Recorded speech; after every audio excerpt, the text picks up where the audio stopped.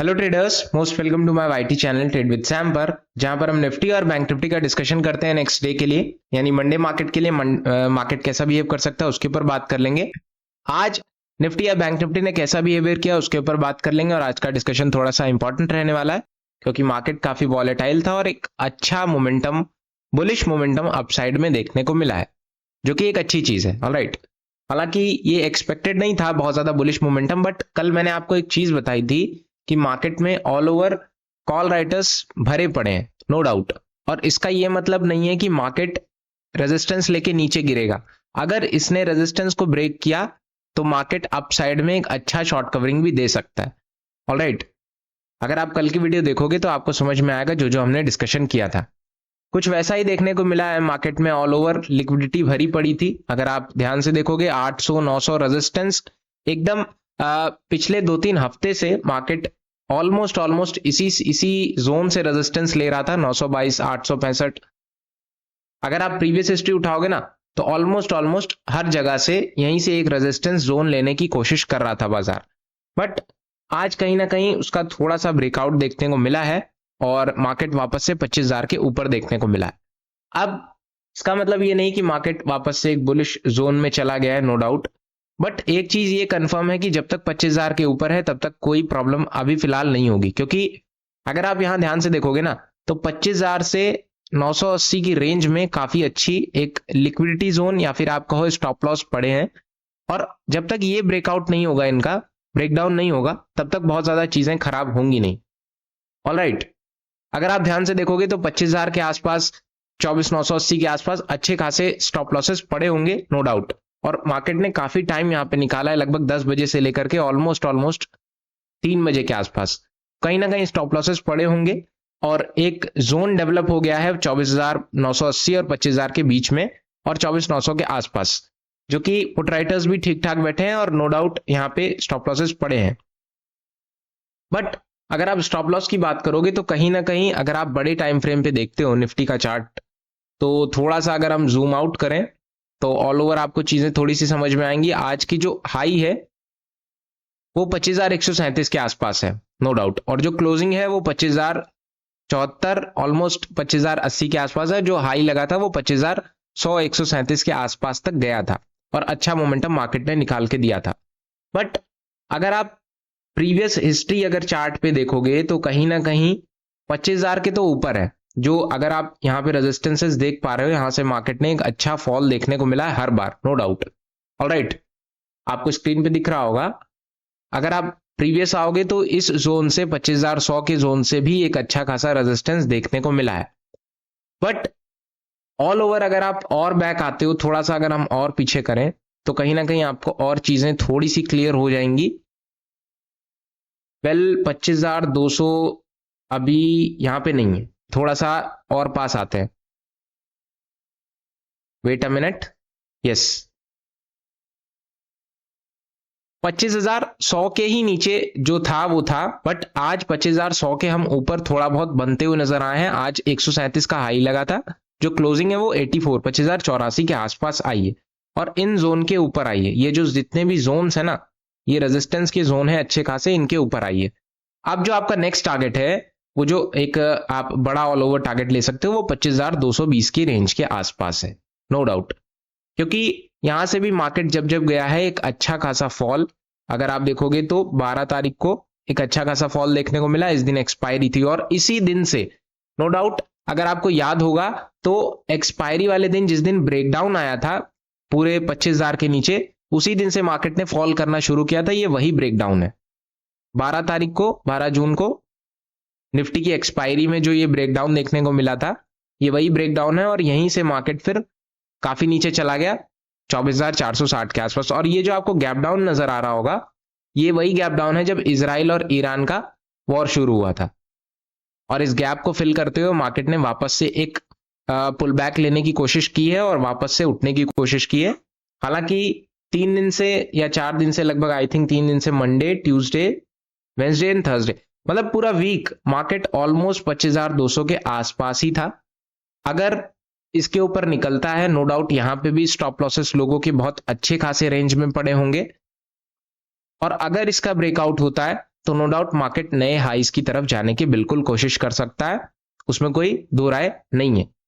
But उसके लिए आपको अपने पिछले स्टॉप लॉसेस या पिछले बैरियर्स या रेजिस्टेंस उनको ब्रेक करना पड़ेगा।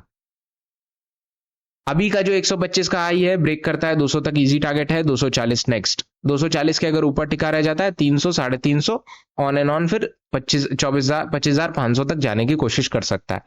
बट अभी इतना ये ऊपर आके आया है तो कहीं ना कहीं अगर ये वापस रेंज में आने की कोशिश करे तो नो डाउट कर सकता है, पॉसिबिलिटी है, क्योंकि हर बार ऐसा ही हुआ कि मार्केट 25,000 के आसपास आया है और अगर ऊपर नहीं जा पाया तो फिर कुछ दिन बिता के वापस नीचे आ गया, जैसे इसने पिछली बार किया था।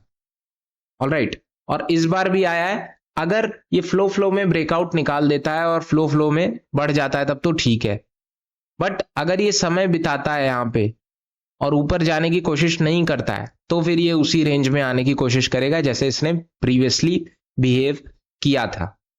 ऑलराइट, फिलहाल अभी ऐसी कोई खास न्यूज तो है नहीं। आज बैंक्स ने अच्छा परफॉर्म किया है तो जिसकी वजह से आज बैंक निफ्टी में भी और निफ्टी में भी एक अच्छा मोमेंटम देखने को मिला है, नो डाउट।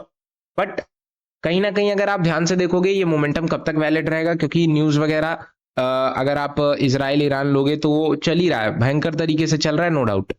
और उसकी वजह से आज हमारे मार्केट पे तो बिल्कुल कुछ खास असर दिखाई नहीं पड़ा, क्योंकि 3-4 दिन से लगातार एफआईएस डीआईएस लगातार एक बाइंग जोन की तरफ जा रहे हैं और कल भी एफआईएस ने और उसके पिछले परसों नरसों भी एफआईएस ने अच्छी खासी बाइंग की थी, तो उसका असर आज आपको देखने को मिला है।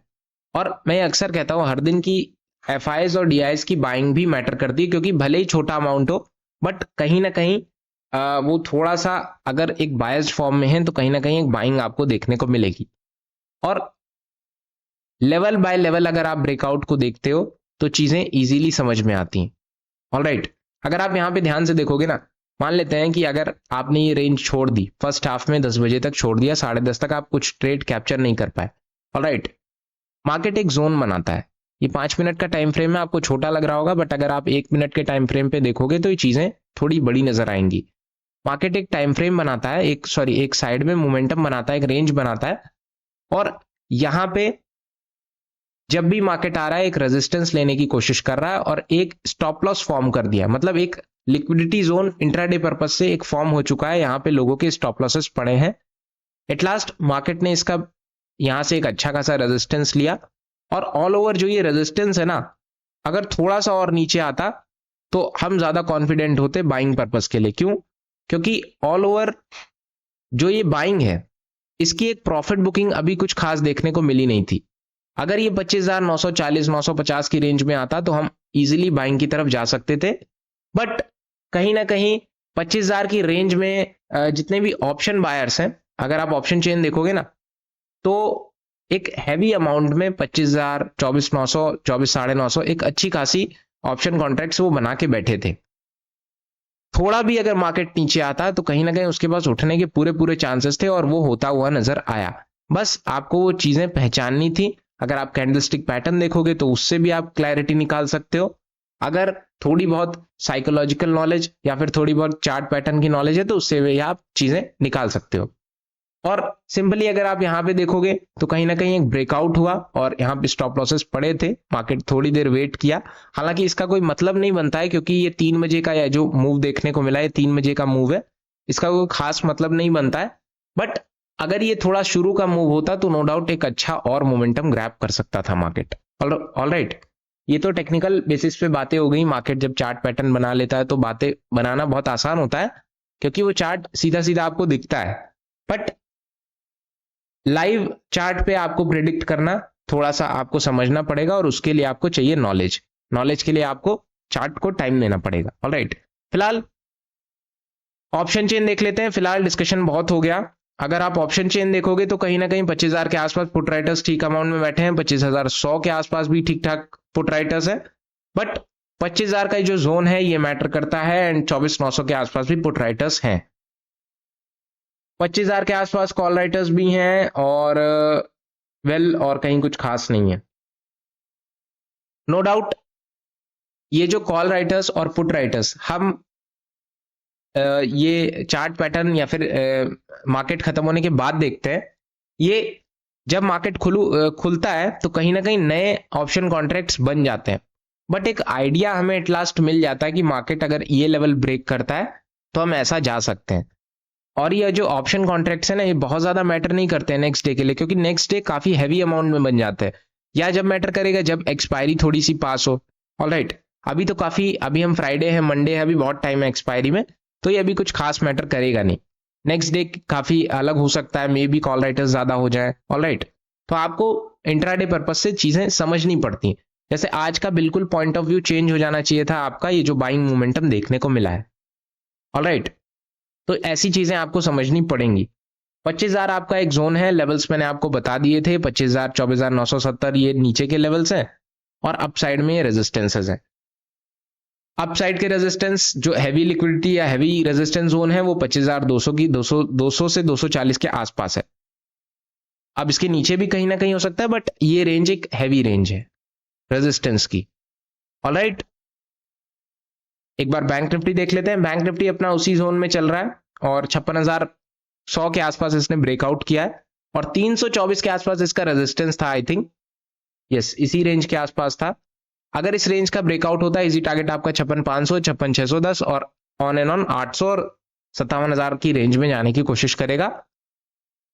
बट अगर कहीं ना कहीं इसकी क्लोजिंग का ब्रेकडाउन होता है तो ऑलमोस्ट 56,000, 56,022 आएगा, 55,920, 55,810 ऑल ओवर 55,680 जो कि इसकी क्लोजिंग।